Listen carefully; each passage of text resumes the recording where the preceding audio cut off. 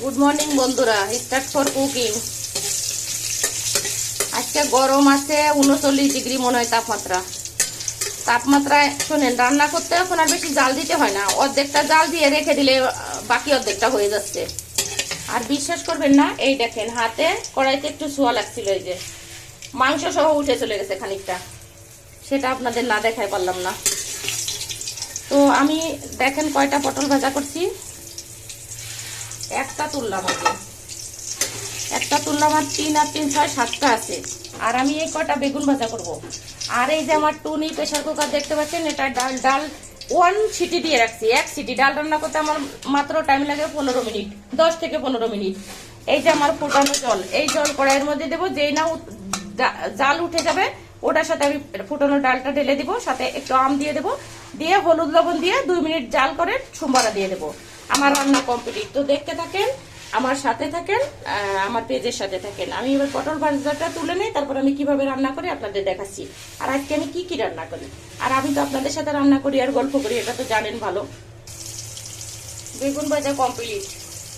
দেখেন, বেগুন ভাজা করলাম, পটল ভাজা করলাম, গুনে গুনে দুটো চম্পার দাদা, দুটো আমার, আর দুটো থাকবে রাতে একটা একটা করে। আমি মাছ ভিজাবো, মাছ ভাজা করব।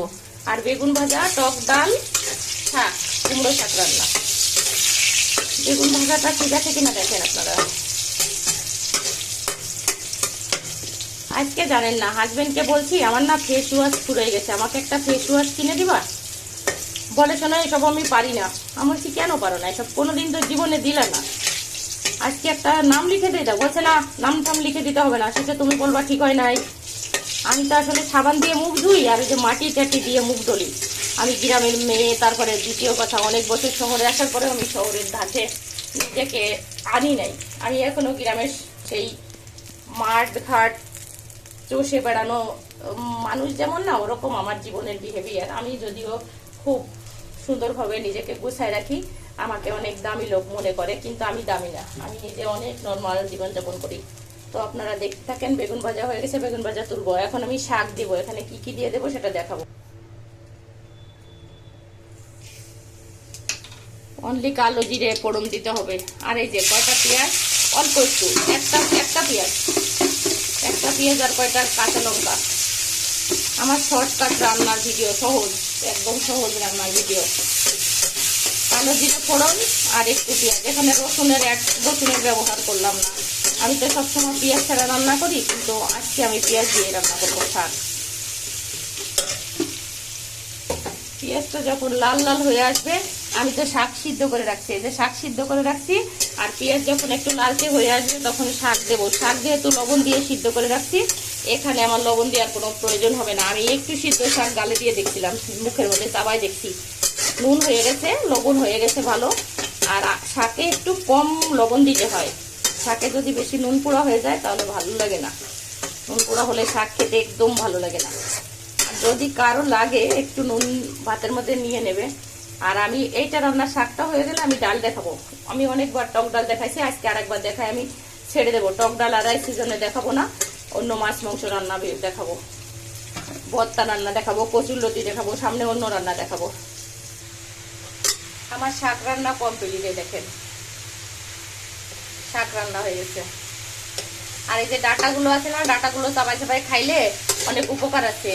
ওই কুমড়ো শাকের ডাটার ভিতরে, কুমড়ো শাকে প্রচুর আয়রন আছে, কুমড়ো শাক খাওয়া ভালো। গরমের দিনে হচ্ছে কুমড়ো শাক খেলে শরীর ঠান্ডা থাকে, এই জন্য আমি কুমড়ো শাক রান্না করলাম। আর আমার এক বন্ধু আছে, আবুল বাসার মিয়া, বেলজানি বাড়ি, ওষুধ কোম্পানির রিলসার নাকি ফিল্টার জানি না, আমারে কমেন্ট করে বলে, সেদিন আমি রামকৃষ্ণ মিশনের ভিডিও বানাই, বলছিলাম যে 10 কোটি টাকা খরচ হয়েছে। উনি বলে কি যে তুমি কি এই বিল্ডিং বানানোর কন্ট্রাক্টর ছিলেন? তা কন্ট্রাক্টর ছিলাম নাকি জানি না, তবে আমি জানি ওইটা 10 লাখ টাকা, 10 কোটি টাকার বেশি খরচ হয়েছে, 10 কোটি টাকা খরচ হয়েছে। আর আজকে বলবে কি আমার শাকে নাকি তেল হয় নাই। বন্ধু যত যাই বলো, আমি প্রচুর পরিমাণে তেল দিছি, কোনোভাবেই তেল হইলো না, খসখস করতে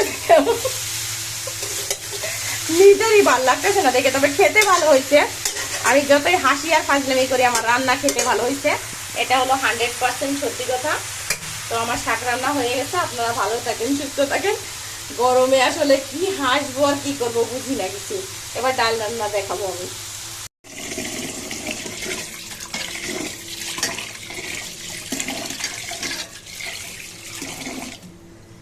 চাল হচ্ছে মনে হয় রান্না লাগবে না, এরকম লাগতেছে। ভাত রান্না করা লাগবে না, কিছু সময় এই জলের মধ্যে রেখে দিলে এই ভাত হয়ে যাবে। ট্যাপ দিয়ে এমন জল পড়তেছে, কত ফুটনো জলের মতোই পড়তেছে, হাত দিতে পারতেছি না, অবস্থা খুব খারাপ। আমার হাত পুড়ে ছারখার হয়ে যাচ্ছে। যাক যাক যাক যাক যাক, এর মধ্যে রেখে দেই, চাল ভালো করে অর্ধেক রান্না হয়ে যাক, যাতে একটু গ্যাস কম লাগে, তারপরে রান্নাবানে একটু রান্না হয়ে নিক। এবার আমি ডাল রান্না দেখাবো।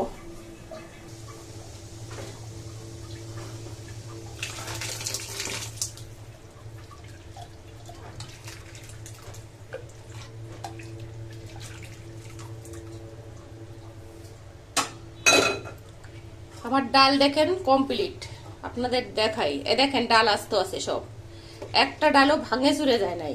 এটা জল জাল হয়ে গেছে, ফুটানো জল জাল হয়ে গেছে। আমি এখনই এর ভিতর আম দিয়ে দেবো। আম দেওয়ার পর লবণ আর হলুদ দেবো, আর একটু 1 চামচ চিনি দেবো এর মধ্যে। 1 চামচ ঠিক না, হাফ টি স্পুন চিনি দেবো। আর এতে আমি 3-4টে হচ্ছে কাঁচা লঙ্কা দেবো, লবণ হলুদ কাঁচা লঙ্কা আর একটু চিনি দিয়ে, যেই না টকবক করে ফুটে যাবে আমি ডালটাকে সোমবারা দিয়ে দেবো।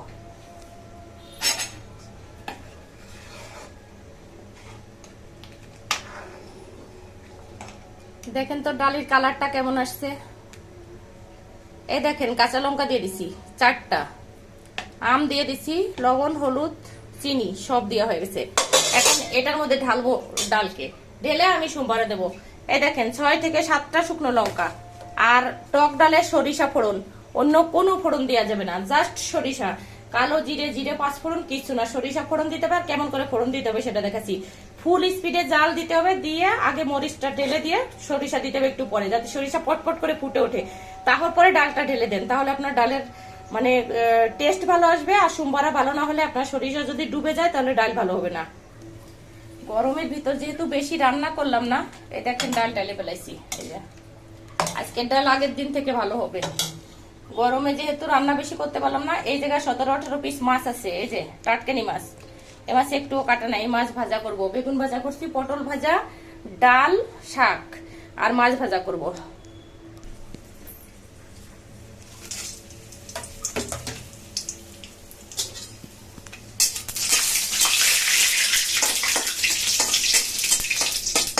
দেখেন লাল হয়ে গেছে পুরো, 6-7টা মরিচ দিয়ে দিচ্ছি। এবার আমি এই যে সরিষা ডালে দিলাম, সরিষা দেওয়ার সাথে দেখেন পট করে উঠতেছে। একটু জাল হবে,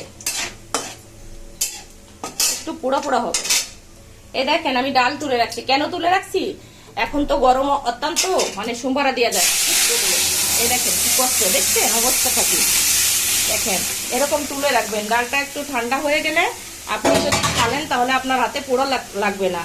আর যদি আপনি গরম ডাল কড়াইয়ের মধ্যে দিতে যান তাহলে মারা যাবেন, পুড়ে ঘুরে মারা যাবেন। দেখেন অবস্থা, এই দেখেন আমার ডাল দেখছেন আস্তে আস্তে আমার ডাল রান্না হয়ে গেছে। এই যে আমি চুলা অফ করে দিলাম, এই দেখেন চুলা অফ করে দিছি। দেখছেন আমার ফোড়ন কি সুন্দর ভাসে গেছে। এই টক ডাল রান্নার টেকনিকটা আছে এটা, ফোড়ন ভাসতে হবে। ফোড়ন যদি না ভাসে তাহলে আপনার ডাল রান্না কোনো মতেই টেস্টি হবে না।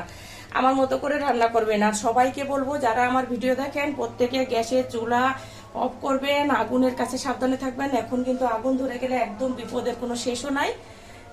সবাই ভালো থাকবেন, সুস্থ থাকবেন, আমার রান্না ফলো করবেন, আমার পেজে লাইক কমেন্ট শেয়ার করতে ভুলবেন না। আজকের মতো রাখছি, আমি মিথিলা বোস। ধন্যবাদ সবাইকে।